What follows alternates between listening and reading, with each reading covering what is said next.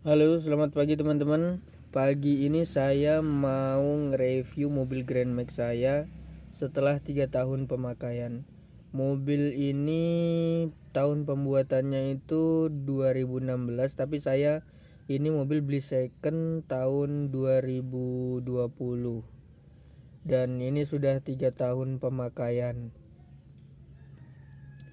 Jadi awal mula saya dapat mobil Grand Max ini kilometernya baru di angka 50 ribuan dan sekarang itu sudah menyentuh angka hampir 300 ribuan. Jadinya hampir 250 ribuan saya pakai selama 3 tahun. Dan mobil ini termasuk mobil capek. Kenapa bisa dibilang mobil capek? Karena dalam sebulan itu saya bisa menempuh perjalanan sekitar berapa ya? 1200 kali 3. Berarti ya hampir 5 ribuan kilometer lah. Itu yang rutin itu 1200 sebanyak 3 kali ya, bisa jadi sebanyak 5 kali ya, pokoknya sebulan itu hampir 5 ribuan kilometer. Dan ini mobil ini udah saya bawa ke Sumatera Barat, ke Palembang, ke Jambi, dan juga waktu itu pernah ke Surabaya. Jadi mobil ini luar biasa capeknya. Oke, setelah 3 tahun pemakaian, saya akan nge-review apa saja part yang sudah diganti ataupun yang sudah rusak. Oke, langsung kita bahas sekarang. Oke, langsung saja. Selama 3 tahun pemakaian dan itu dalam 1 bulan sekitar 5000 kilometer. Yang sudah rusak adalah pertama ini dinamo ini, bearingnya ya teman-teman, bukan dinamonya tapi cuman bearingnya yang pertama. Kedua adalah panbel mesin dan panbel AC, cuman itu batas wajar lah karena memang mobilitasnya terlalu tinggi. Yang ketiga adalah AC itu pulinya udah ganti. Terus freon otomatis sudah pernah ngisi ya teman-teman karena sering dipakai. Dan selanjutnya adalah ini termostat radiator ini udah pernah ganti karena waktu itu pernah macet dan akhirnya saya ganti. Kalau untuk lain-lainnya seperti throttle body terus injeksi itu memang saya rutin bersihkan. Oh ya, ada yang lupa teman-teman. Ini belum lama ini bulan Agustus kemarin saya ganti ini nih. Apa namanya? Prodo atau kampas kopling sama matahari karena memang dari mulai mobil ini baru sampai sekarang ini baru ganti kampas 1 kali sama sekalian matahari. Dan ada satu lagi yaitu seling kopling. Tali kopling ini pernah putus sekali dan udah saya ganti dan aman. Dan selanjutnya sebelah sini yaitu aki ini udah pernah ganti. Maaf ya teman-teman, saya belum sempat membersihkan. Nanti saya bersihkan sekaligus saya cek airnya.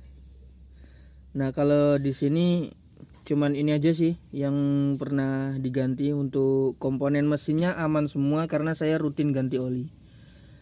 Oli itu saya pakai Shell HX5, dalam 6000 km itu harus saya ganti. Dan selebihnya nggak ada lagi kendala. Power steering itu olinya saya ganti di sekitar 20 sampai 50 ribu kilometer baru saya ganti ini oli power steeringnya. Dan untuk komponen yang di depan ini radiator aman, belum pernah ganti, bahkan tutupnya pun belum diganti. Kalau air radiator saya memang pakai air coolant, bukan air aqua ataupun air mineral.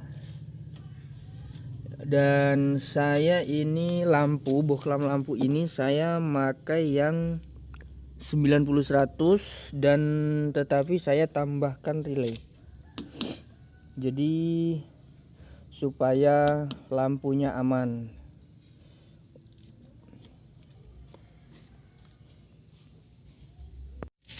Oke, saatnya kita ke kolong. Nah, ini yang di kolong ini yang udah pernah ganti shock ini nih. Nah, ini nih shock yang ini itu udah pernah ganti. Dan juga seal as itu udah pernah ganti yang sebelah kiri. Terus apa lagi ya? Oh, kopel itu udah pernah ganti juga ya teman-teman. Wrist couple-nya, bukan kopelnya, wrist couple-nya udah pernah ganti. Nah, ini penampakan bawah kotor, belum saya cuci di steam. Tapi biasanya sebulan sekali saya cuci di steam supaya benar-benar bersih dan terbebas dari karat. Dan selanjutnya kita ke kaki-kaki. Bagian depan ini yang sudah pernah ganti adalah cuman karet sayap di bagian itu tuh. Nah, ini nih karet sayap ini yang udah saya ganti baru. Karena kemarin itu kan keras, rasanya keras, bantingannya keras, jadinya saya ganti karena memang udah usia juga. Terus soknya udah pernah servis karena keras juga, jadi supaya empuk. Terus support karet dalam ini juga udah pernah ganti. Cuman kalau untuk tie rod belum pernah ganti ya teman-teman. Tie rod, ball joint pun cuma satu yang udah ganti, yang sebelah situ. Saya juga karena di arah Bengkulu itu jalannya ekstrim dan banyak tikungan tajam. Kadang juga ada jalan beberapa titik yang rusak. Jadi saya sering kontrol untuk sporing supaya bannya selalu stabil dan gak makan sebelah. Kalau kampas memang wajar sih penggantiannya, 2 bulan 1 bulan setengah itu pasti ganti kampas depan. Yang perlu sangat diperhatikan itu pertama adalah oli mesin. Oli mesin harus diganti sesuai waktu dan juga sesuai apa yang dibutuhkan oleh mesin, atau tipe oli itu kan beda-beda. Nah, kita harus paham dulu mobil kita ini cocoknya pakai oli apa. Kalau saya pakai oli Hi-X 5 atau 6 yang keluaran sel itu yang botolnya kuning. Nah, itu. Terus yang kedua adalah oli transmisi. Yang ketiga adalah oli gardan, dan yang keempat oli power steering. Yang kelima adalah oli rem. Nah, ini jangan sampai oli-oli tersebut ada kebocoran ataupun berkurang. Kalau berkurang berarti ada masalah di komponen tersebut. Ini real ya teman-teman, nggak saya review, nggak apa ya, ya pokoknya apa adanya mobil saya setelah kurang lebih 3 tahun pemakaian. Dan oh ya, ada satu lagi yang pernah diganti, ini selang ini udah pernah saya ganti, cuman bukan karena rusak atau apa, karena saya pencegahan aja. Saya lihat udah mulai rapuh, daripada nanti saya trouble di jalan, mendingan saya ganti. Nah, ini udah pernah ganti ini.